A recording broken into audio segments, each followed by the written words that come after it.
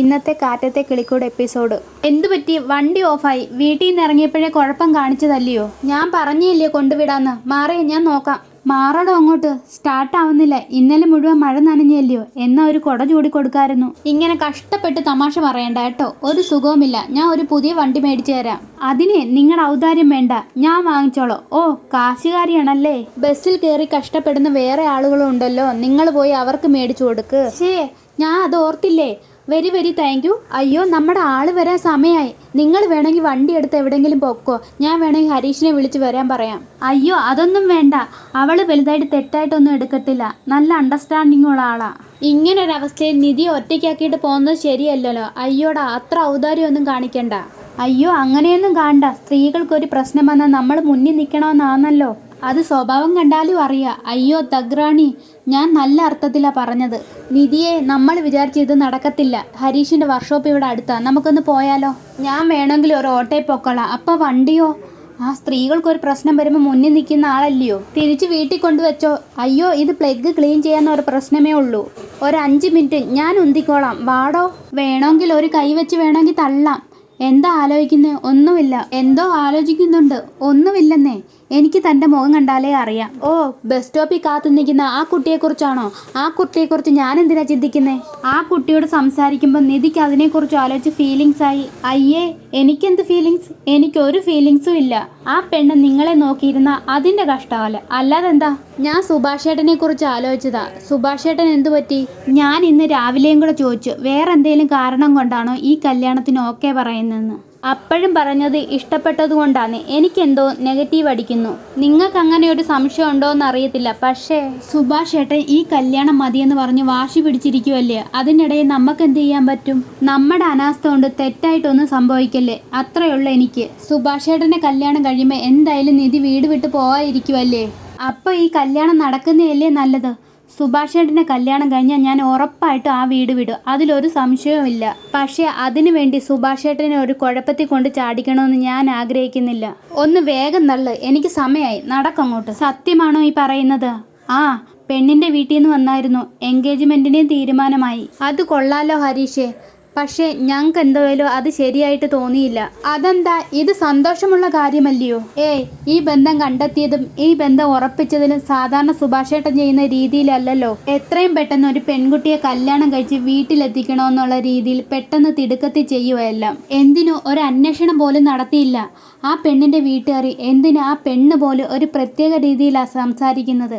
അവർ തീരുമാനിക്കുന്നു, അവർ തന്നെ നടപ്പിലാക്കുന്നു. ഞങ്ങളോട് ആലോചിക്കാതെ എൻഗേജ്മെൻറ്റിൻ്റെ ഡേറ്റ് വരെ തീരുമാനിച്ചു.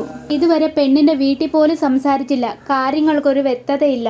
വെറുതെ ബ്രോക്കർ പറഞ്ഞു വെച്ച് നിശ്ചയം വരെ കാര്യങ്ങളെത്തി. അത് ഇങ്ങനെയല്ല നടക്കേണ്ടതെന്നൊരു തോന്നൽ. ഹരീഷേ, നിനക്കത് സുഭാഷേട്ടനുള്ള ഇഷ്ടം കൊണ്ട് തോന്നിയ എല്ലാം ശരിയാവും ഹരീഷേ. ഇത്രയും കാലം കല്യാണം ആയില്ലെന്നുള്ള വിഷമമായിരുന്നല്ലോ. ഇപ്പം കല്യാണം ആവാൻ പോകുന്നു. അതോർത്ത് സന്തോഷിക്കുകയല്ലേ വേണ്ടേ. നീതു സന്തോഷമില്ലാത്തത് കൊണ്ടല്ല. പക്ഷേ ആരെങ്കിലും കല്യാണം കഴിക്കുകയല്ലല്ലോ വേണ്ടത്.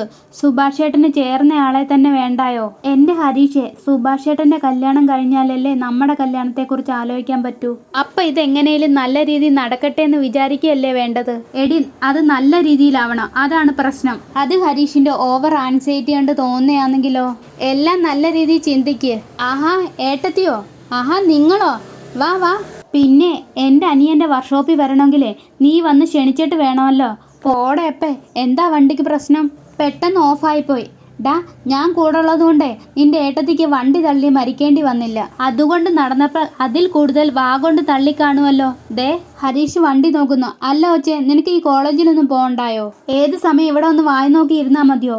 എന്ത് ചെയ്യാൻ, ഏത് സമയവും ഹരീഷിനെ കാണണമെന്ന് തോന്നും. ഓ അങ്ങനെ. ഈ പ്രേമം നൊരഞ്ഞു പതയുമായിരിക്കും അല്ലേ? അതെ. നിങ്ങളുടെ പ്രേമവിവാഹമായിരുന്നില്ലേ? അമ്മാതിരി ഫീലിങ്സ് ഒന്നും നിങ്ങൾക്ക് ഉണ്ടായിട്ടില്ലേ? പിന്നെ ഒരുപാട്. ശരിക്കും പറഞ്ഞാലേ, ശരിക്കും പ്രേമമെന്ന് വെച്ചാലും ശരിക്കും ഒരു പെണ്ണ് നമുക്ക് വേണ്ടി കാത്തിരിക്കുന്ന ഫീലിങ്സ് ഞാൻ ഇപ്പോഴാണ് മനസ്സിലാക്കിയത്. വാവ്, എന്തൊരു അനുഭൂതിയാണെന്ന് അറിയാമോ? അതാണ് ശരിക്കും. ഞങ്ങൾ ഇപ്പം പ്രേമിക്കുമൊന്നും അല്ലായിരുന്നു കേട്ടോ. സീരിയസ് ആയ ഒരു കാര്യത്തെപ്പറ്റി. എന്ത് കാര്യം? സുഭാഷേട്ടൻ്റെ കല്യാണത്തെപ്പറ്റി. ഞങ്ങളും അതിനെപ്പറ്റി സംസാരിച്ചുകൊണ്ട് വരുമായിരുന്നു. എന്തോ അത് ശരിയാവുമെന്ന് ഞങ്ങൾക്കൊരു പേടിയുണ്ട്. ഞാനും അവളോട് ഈ കാര്യമാണ് സംസാരിച്ചത്. ഞാൻ രാവിലെ സുഭാഷ് ചേട്ടനോട് സംസാരിച്ചു. സുഭാഷ് ചേട്ടൻ പറയുന്നത് ഈ കാര്യം ശരിയാവുമെന്നാ. പക്ഷെ അങ്ങനെ പറയുമ്പോഴും മനസ്സുകൊണ്ട് ഈ കല്യാണത്തിന് ഇഷ്ടപ്പെട്ടോന്ന് എനിക്ക് തോന്നുന്നില്ല. നിങ്ങൾക്കൊക്കെ എന്താ പറ്റിയത്? സുഭാഷ് ചേട്ടൻ സ്വയമേ കണ്ടെത്തിയ ബന്ധമല്ലയോ? ആൾക്ക് ഇഷ്ടമായതുകൊണ്ടല്ലേ ഇത് ഫിക്സ് ചെയ്ത്. പിന്നെ നിങ്ങളായിട്ട് എന്തിനാ വേണ്ടാന്ന് വെക്കുന്നത്? നിങ്ങൾ ഇതൊന്നും ഇത്രയൊന്നും ആലോചിക്കേണ്ട ആവശ്യമില്ല. എത്രയും പെട്ടെന്ന് നടത്താൻ നോക്ക്. സുഭാഷ് ചേട്ടൻ്റെ കല്യാണം നടക്കുന്നത് ഞങ്ങൾക്ക് സന്തോഷം തന്നെയാ. പക്ഷെ അത് തെറ്റായുള്ള ബന്ധത്തിലേക്കാ ചെന്ന് വീഴുന്നെങ്കിൽ അത് പ്രശ്നമല്ലേ? കല്യാണം ആവാതിരിക്കുന്നതിനെക്കാട്ടും നല്ലത് ഏതെങ്കിലും ഒരു കല്യാണം കഴിച്ച് അതിലെ പ്രശ്നങ്ങൾ പരിഹരിക്കുന്നതാണ് നല്ലതെന്ന് എനിക്ക് പറയാനുള്ളത്. ഇതൊരു ജെൻസി ഡയലോഗ് അല്ലല്ലോ. ഈ വിഷയത്തിൽ ഞാൻ ഒരു പഴഞ്ചനാണെന്ന് വിചാരിച്ചോ? എങ്കിൽ പിന്നെ നിന്റെ ചേട്ടൻ പറഞ്ഞ പ്രേമിനെ വിവാഹം കഴിച്ച് ആ ബന്ധത്തിലെ പ്രശ്നം പരിഹരിച്ചാൽ പോരായിരുന്നോ? എന്തിനാ വെറുതെ കല്ല് വെച്ച് നുണ പറഞ്ഞ ആ കല്യാണം പൊളിച്ചത്? അതിന് എനിക്ക് ഇപ്പുറത്ത് ഹരീഷ് ഉണ്ടല്ലോ. സുഭാഷ് ചേട്ടൻ ആരുമില്ലല്ലോ. ഓ അങ്ങനെ. ഏട്ടത്തി വണ്ടി ശരിയായി. ശരി പോട്ടേടാ. ആ ശരിയാവും. ചോക്ക് വലിച്ചോ. ദേ ഇവിടെ ചോക്ക് വലിച്ചോ. ഓ ശരി. നീ എന്താ പറഞ്ഞേ? കല്യാണം നടക്കാതിരിക്കുന്നതിനെക്കാട്ടിലും നല്ലത് ആരെങ്കിലും കെട്ടാനോ? അതെ, ഒരാൾ കെട്ടുപ്രായം കഴിഞ്ഞ് നിൽക്കുന്നതിനെക്കാട്ടിലും നല്ലത്, മൂത്ത് നരച്ച് വീട്ടിലിരിക്കുന്നതിനെക്കാട്ടിലും നല്ലത് ആരെങ്കിലും കെട്ടി ആ ബന്ധത്തിലെ പ്രശ്നം പരിഹരിക്കുന്നതല്ലേ നല്ലത്. അടിച്ച് പല്ല് പൊഴിക്കും. നീ എന്തിനാ എന്നോട് ദേഷ്യപ്പെടുന്നേ? നീ എന്ത് വർത്തമാനമാടി പറയുന്നത്? ഞാൻ പറയുന്നത് കറക്റ്റ് അല്ലയോ? ഹരീഷ്, നിന്റെ ചേട്ടൻ്റെ കല്യാണം കഴിഞ്ഞാലല്ലേ നമ്മുടെ കല്യാണം നടക്കൂ. അത് മാത്രമാണ് നിന്റെ പ്രശ്നം. എങ്ങനെയെങ്കിലും നമ്മുടെ കല്യാണം കഴിഞ്ഞു കിട്ടണം. അതിനു വേണ്ടിയിട്ട് എൻ്റെ ചേട്ടൻ്റെ ജീവിതം എങ്ങനെ തുലഞ്ഞാലും പ്രശ്നമില്ല അല്ലേ? എങ്ങനെയാടി നിനക്ക് ഇങ്ങനെ സെൽഫിഷ് ആവാൻ പറ്റുന്നേ? ഹരീഷെ, അങ്ങനെയൊന്നും പറയല്ലേ. അങ്ങനെ തന്നെ പറയും. നിനക്ക് നിന്നെ പറ്റി മാത്രമേ ഉള്ളൂ വിചാരം. ഞാൻ നീ വന്നപ്പോൾ മുതൽ ശ്രദ്ധിക്കുക. ചേട്ടൻ്റെ ജീവിതം എങ്ങനെ തുലഞ്ഞാലും കുഴപ്പമില്ല, നിന്റെ കാര്യം നടക്കണം. ദേ നോക്ക്, നമ്മുടെ കല്യാണം നടന്നാലും നടന്നില്ലേലും എനിക്കൊരു പ്രശ്നവുമില്ല. പക്ഷേ സുഭാഷ് ചേട്ടൻ്റെ ജീവിതം തകരാറിലാവാൻ പാടില്ല. അത് ഞങ്ങൾക്ക് വളരെ പ്രധാനമാണ്. ഇപ്പൊ സെൽഫിഷായി സംസാരിക്കുന്ന ആരാ? നീയല്ലയോ? ഞാനോ? അത് എന്നെ അറിയുന്ന ആരും പറയില്ല. സാർത്ഥത നിനക്കാ. അതെ, നീ പോവാൻ നോക്ക്, അല്ലെങ്കിൽ എനിക്ക് കലി ഇളങ്ങി നിൽക്കുക. ഓ, എന്നെ നിനക്ക് കല്യാണം കഴിക്കുന്ന ഇഷ്ടമല്ല, അതുകൊണ്ടാണ് നീ ഇങ്ങനെയൊക്കെ പറയുന്നത്. അതെ, അങ്ങനെ വിചാരിച്ച് സ്ഥലം കാലിയാക്കാൻ നോക്കൂ. ചെല്ല്. ഹലോ സുഭാഷ് ചേട്ടൻ, പണിയൊന്നുമില്ലേ? ഊണ് കഴിഞ്ഞ് റെസ്റ്റിലായിരുന്നു. ഇനി 2 മണിയായിട്ടേ തുടങ്ങത്തുള്ളൂ. അല്ല, നീ എന്താ ഈ വഴിക്ക്? ഒന്നുമില്ല, സുഭാഷ് ചേട്ടനെ കാണാൻ വന്നയാ. എന്താ കാര്യം? കാര്യമുണ്ട്, പറയാ. ഭയ്യ, സുഖമല്ലേ? സുഖം. ചാന്ദിനി മലയാളം പഠിച്ചോ? ചില വാക്കുകളൊക്കെ പറയും. എടാ കാര്യം പറ. നീ പറയാം, പക്ഷേ സുഭാഷ് ചേട്ടൻ സത്യം പറയണം. എന്താന്ന് വെച്ചാൽ നീ പറയടാ. അല്ല, വളരെ പെട്ടെന്നൊരു കല്യാണം നടക്കാൻ പോവില്ലയോ? സുഭാഷ് ചേട്ടൻ ഓക്കെ ആണോന്ന് ഒന്നുകൂടെ ഒന്ന് ചോദിക്കാന്ന് കരുതി. എന്തുവാടാ ഇതെല്ലാവരും ഇങ്ങനെ തന്നെ ചോദിച്ചുകൊണ്ടിരിക്കുന്നത്? ഇഷ്ടപ്പെട്ടിട്ട് തന്നെയാണോ കല്യാണത്തിന് സമ്മതിച്ചെന്ന് എല്ലാവർക്കും ഒരു സംശയമുണ്ട്. അത് ഞാനായിട്ടൊന്ന് ഉറപ്പിക്കാൻ വന്നതാണ്. അതേടാ, ഞാൻ എത്ര തവണ പറയണം? എല്ലാം മുന്നിട്ട് നിന്നത് സുഭാഷ് ചേട്ടനാണല്ലോ, അതുകൊണ്ട് ചോദിച്ചെന്നേ ഉള്ളൂ. എടാ, നമ്മളെല്ലാവരും കൂടെ തറവാട്ടമ്പലത്തിൽ പോയിട്ട് വന്നില്ലേ? അപ്പോൾ എടുത്ത തീരുമാനമാണ്. എല്ലാ സ്ഥലത്തും എല്ലാവരെയും കൂട്ടിക്കൊണ്ട് പോയിട്ട് പെണ്ണ് കണ്ടിട്ട് വരുമ്പോൾ ഇനി വിഷമിക്കേണ്ട അവസ്ഥ ഇനി ഉണ്ടാവല്ലെന്ന്. ഓ അങ്ങനെ. അവരോട് സുഭാഷ് ചേട്ടൻ സംസാരിക്കാൻ തുടങ്ങിയോ? ഒരു തവണ നേരി കണ്ട് സംസാരിച്ചു. ഒറ്റ തവണയോ? പിന്നെ സംസാരിച്ചിട്ടേ ഇല്ലയോ? ഇല്ല. എന്താ സുഭാഷ് ചേട്ടൻ ഇങ്ങനെ? ആദ്യം ഒന്ന് സംസാരിച്ച് പഴകണ്ടായോ? അപ്പോഴല്ലേ നിങ്ങൾക്ക് പരസ്പരം മനസ്സിലാക്കാനും ലവ് ഉണ്ടാവാനും സാധിക്കൂ. എൻ്റെ സുഭാഷ് ചേട്ടൻ അങ്ങനെ ഉണ്ടായാലേ ജീവിതം നന്നാവൂ. എന്താ ഭയ്യ, എക്സ്പീരിയൻസാ? എൻ്റെ ഭയ്യ, എൻ്റെ കാര്യം നേരെ തിരിച്ചാ. കല്യാണം കഴിഞ്ഞാ ലവ് ചെയ്യാൻ തുടങ്ങിയത്. ഇടയ്ക്ക് അവരെ കാണണം, സംസാരിക്കണം, അവരുടെ ഇഷ്ടാനിഷ്ടങ്ങൾ പങ്കുവെക്കണം. സംസാരിക്കാം. പറയുന്നത് കേട്ട് കഴിഞ്ഞ് ഓൾറെഡി സംസാരിച്ചെന്ന് തോന്നുമല്ലോ കള്ളൻ. ആ പെണ്ണിൻ്റെ നമ്പർ പോലും എൻ്റെ അടുത്തില്ല. നമ്പർ ഇല്ലേ? ഇതുവരെ അത് മേടിച്ചില്ലേ?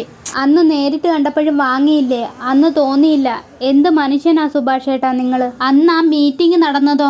അന്ന് ആ ബ്രോക്കർ ചെല്ലാൻ പറഞ്ഞെടുത്തു ചെന്നു. അയ്യയ്യോ, കഷ്ടം തന്നെ. വഴി ഉണ്ടാക്കാം. ആ ഫോണിഞ്ഞെടുത്തേ. ഇങ്ങോട്ട് താന്നേ. നീ ആരെയാ വിളിക്കാൻ പോകുന്നത്? ഒന്ന് വെയിറ്റ് ചെയ്യുന്നേ. ഹലോ സുഭാഷേ. സുഭാഷ് അല്ല, സുഭാഷിൻ്റെ അനിയൻ സുധീഷാ സംസാരിക്കുന്നത്. പറ സുധീഷേ. സുഭാഷ് ചേട്ടൻ ഒരു പെണ്ണിനെ നോക്കിയില്ലേ? ജയന്തി. ആ പെണ്ണിൻ്റെ നമ്പർ ഒന്ന് വേണം.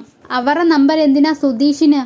എനിക്കല്ലടോ. സുഭാഷ് ചേട്ടൻ ഇടയ്ക്ക് വിളിച്ച് സംസാരിക്കാനോ? ഓഹോ, സുഭാഷ് ചേട്ടനെ ആ കുട്ടിയോട് സംസാരിക്കാൻ വലിയ മോഹം. ഡാ എന്തിനാടാ അങ്ങനെ പറഞ്ഞ?